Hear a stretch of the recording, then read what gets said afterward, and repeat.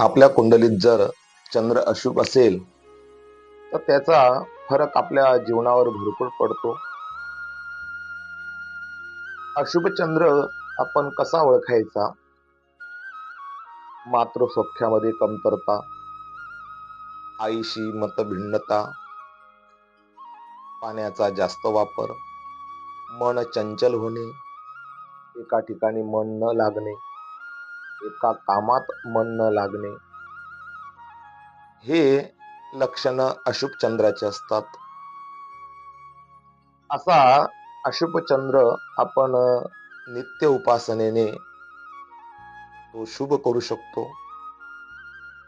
त्यातील पहिली उपासना जी आहे, तुम्ही दर सोमवारी महादेवाला दूध व तांदूळ अर्पण करा.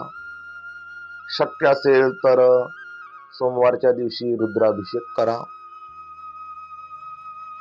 पौर्णिमेच्या दिवशी एक वाटीभर दूध घ्यायचे. त्या दुधामध्ये रात्रीच्या वेळी चंद्राचा प्रकाश पाहायचा आणि ते दूध आपण स्वतः पिऊन घ्यायचे.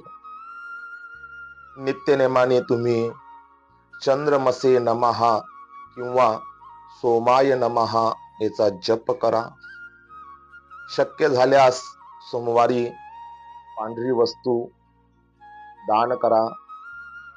पांढरे कपडे, तांदूळ, दूध हे दान करा.